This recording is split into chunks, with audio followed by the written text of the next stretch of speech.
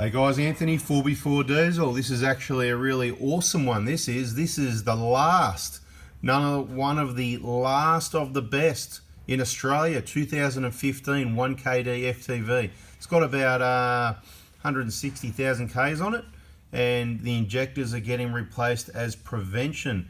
Probably a little bit early, it's running fine, and doing things as prevention is the way to do it. The client knows that 160,000 Ks is a lot of work for those injectors, and spending, that really is a small amount of money over 5, 6 or 7 or 8 years. I wouldn't suggest every 5 years with full DLC injectors. That's more of the 7 years, 170, but I'd like to even push it even further. But we didn't know the history if they've ever been out before. Number one fuel pipe popped up a little bit, so there's a possibility that that they'd been off, but there isn't a lot of evidence, and that's probably maybe they weren't, or maybe this time we got lucky, because quite often people allow contamination in. Maybe at 60,000 Ks it was really clean. Now you can tell this one really gets looked after. Now we haven't done the cleanup yet. The injectors have just come out, so maybe a quick wipe on the head surface, not much, but hardly even, to be quite honest. You can see the original RTV, it's still there. We've just taken the valve cover off and the injectors out, and a really quick clean down the ports, and you can see how clean it is already, right? And that's just a quick clean. We'll give it a little bit more of a clean. That's just mainly to prevent, see that oil in there and a little bit sitting on top?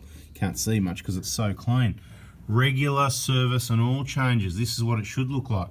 The point is, once you get the cover off, you give it a quick clean. Quick reminder, because you watch these videos, there's a whole lot more information in the VIP group if you're planning on replacing your own injectors. And the way you get in there, I think you know already, is you make a purchase, whether it's the BFE kit, the injector kit, or the front wheel bearings, which is Monday's parts day. So first thing Monday morning is what we've dedicated for parts, these parts kits. Tuesday morning for Dominance suspension. So look, it's nice and clean. We're not sure whether they've been out before. The injectors probably, to be quite honest, haven't been out, but the valve cover may have been off once. And if we have a closer look at this RTV, that'll tell us the answer. And the answer's right there. Now, who knows the answer? Well, let me get in there a bit closer. All the regular watchers, all the regular viewers, all the regular listeners, the people in the VIP, the people that have worked on these, they know, looking at that picture right there, that this valve cover has been off before. Absolutely, it's been off. So the fact that number one, fuel pipe popped up a little bit, so the pipe's got a little bit bent. They probably did it the way, the wrong way, undo the top pipes, bend the pipes back. You don't do that. In case you missed all this information, it's in the injector information playlist, and that's probably where this will end up.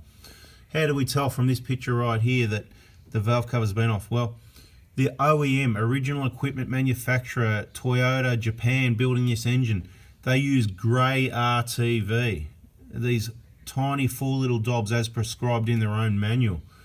See these? They've done a pretty good job. Whoever did this has done a reasonable job.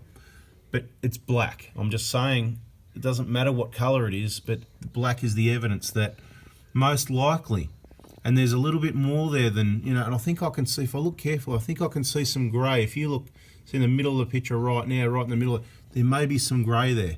Now, until we start scraping and cleaning it up, we can't tell for sure. But it's my belief, if we look down, they could have used black. Now, I think I might be wrong here, actually, because if we look down through there at that half moon, perhaps on this one, maybe they ran out of grey. Oh, no, there it is. It is grey, I think. I have to get a different light. It's really hard to see in the picture while I'm trying to show you, but I'm looking at that. Now, I'm quite confident if you look down that gap there, can you see what I see? Anyway, not that again. Won't give up the day job, that's for sure. But right in the middle of the picture, down that gap, down there, right, there's like a half moon in front of that camshaft there, right? And it's RTV'd in, and looking at the sides this way, it looks like the RTV is black, because obviously this bit here, let me try and, where are we? I'll try and point, hang on, where's the, this bit here, right, is black, and where it goes down there, it looks like it's black, but if you look from the top straight down there, you can actually see it's grey, like they all are. So black is aftermarket, it's probably the 40k service Toyota dealer, bend the pipes, cover off, check the valve clearance. We know the valve clearance is going to be fine at 40,000. Don't do it. The risk of contamination is far too great. Even at 80,000, we know it's going to be okay. So valve cover's definitely been off, and these are the ways that we've learnt to be able to work out what's happened. So it's a good peace of mind putting a fresh set of injectors in. Happy days. It's all about prevention. Keep it running in peak condition. As I said, with this one, it's probably a little bit, probably slightly premature at 160, and what is it? It's 6 years. But he's moving interstate, and he wanted to get us to do the job, if possible, before he left, which I suppose is fair enough. If it was 4 or 5 years, I'd say, nah, look, you know, you're just going to have to do it yourself, or wait till you come down on a trip, whatever. Borderline, but the 160k thing, yeah, fair enough. So we're going to get in there, we're going to check the valve clearances. We already know that they'll be okay, which is why we recommend that you don't risk contamination. So be very careful where you take your vehicle. You want to make sure you're watching our videos and follow the advice to avoid problems, because if people are pulling your valve cover off every 40,000 to check valve clearances that we already know are going to be okay, the risk of contamination is far too great, and it could result in costing you anything from around 4 grand for another injector replacement job to a lot more if that failed injector, wrong combustion, ends up resulting in a cracked piston. And of course, if they don't clean those seats properly, if they do pull it, the proper procedure is not just bend the pipes, take the cover off, it's take the injectors out, reseat them and all that. If they don't clean these ports, you know what we've demonstrated here, and then the seats leak and you get blow by, it blocks the oil pickup. We've demonstrated all this before, once again, in our injector information playlist. Now, DIY style as always, kaon.com.au. You can get that plate that, you know, reduces the EGR flow. So this one's got a bit of sand on it. Now, this is what you got to be careful of, because if you get that sand falling in your injector nozzles, because that's often where it comes from, you know, so I just want to demonstrate that we left that sitting there to show you what, you know, this is the sort of thing that can fall out. You know, they got your pipes off and the cover or whatever, and that just falls into your injectors, a little bit of sand. Do you reckon that might cause some problems? Yeah. Anyway, what I'll show you now is, yeah, that flow reduction plate. I've just given the sand a bit of a wipe this way, but you can see it sitting on the edge there. It's just loose. It needs compressed air, and that's what I wanted to demonstrate, all part of this video, and that's why we put caps on the common rail, because what's going to happen now is we're going to give it a bit of a, you know, compressed air. Now, you can wash the engines then before you work on it, and that's really important, and you must let it dry as well. But the other important part is you need whatever anyway. This is for the people that reckon that, you know, the plate doesn't work. You can see that's the results. It's been in there for years. I know it's a bit hard to see in there. You do get a light sprinkle in there, but the key is you don't get a massive build-up, which is an over-engineering of too much EGR flow, rob Peter to pay Paul, right? But obviously you can see there's a bit of sprinkle in there, right? There's a bit of, you know, there's a bit of black stuff.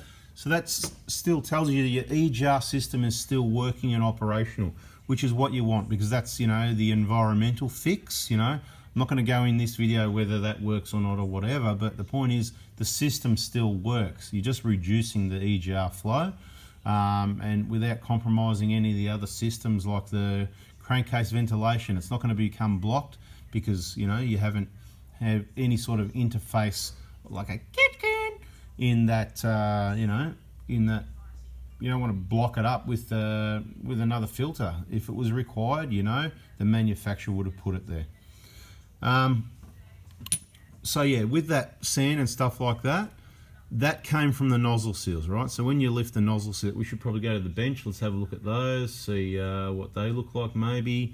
See if there's any sand sitting in them or any staining of sand still sitting in them or not. Maybe we won't worry about that because they're probably already in the bin, whatever.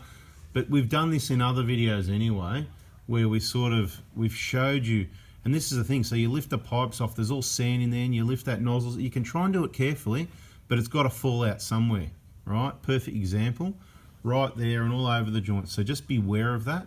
So I was saying, you can wash the engine out. You need to wash the engine, you need to dry it, you need to blow it dry, you need to drive it, you need to get it hot. Don't wash it and then pull it apart while it's all wet. You don't want water in there either.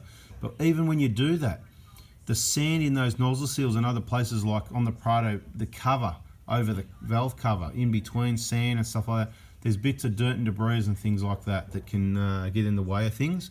and it all needs to be cleaned up before you bring your new injectors anywhere near the vehicle. So what I'd suggest here is, obviously, like I said, this cover's just come off, and we've left all the mess there pretty much as it was to show you that's how it all comes apart, other than a quick wipe down through those injector portholes to stop the oil running down. Some compressed air from, you know, the other side. You know, maybe cover the engine up with a rag. You don't want too much sand in there either. That's not going to be a good thing.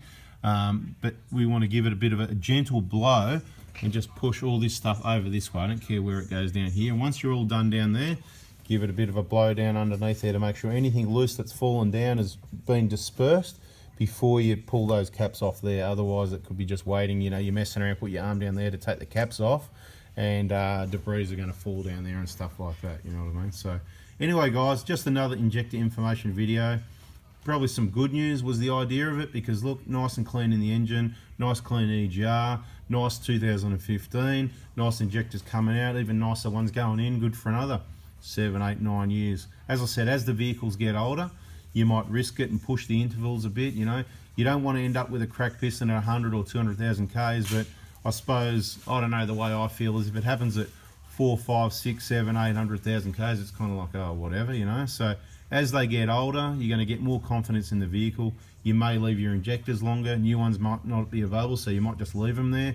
So you get your maintenance up to date at, you know, 6, 7, 8, 9, 10 years while it's worth spending the money, and it is worth spending the money. It's a lot less than a new vehicle, which you can't get at the moment anyway, because massive delays on new cars. I'd just suggest everybody stops buying them because they're not that exciting, and it's a lot of money, it's a long wait, it's just ridiculous. So people need to stop buying new cars, do the maintenance, keep the old good vehicles, and when something better comes along, because I think it's all going to go, look, it's all going to go electric soon. EV, right?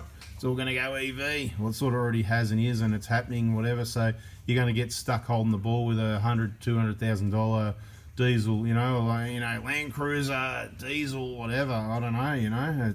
I think they might be worth a lot now, but I think they could lose a lot of money over the EV changeover over the next decade. So beware of that one. I think we just devalued Land Cruisers everybody's putting on the market. Anyway, guys, thanks for watching. Hopefully there was a bit of a financial tip for you there. Anyway, please hit the thumbs up if you liked it. Subscribe, turn the bell on. More information, other videos. Check out that injector information playlist. I'll add this one in there as well. Thanks for watching. See ya.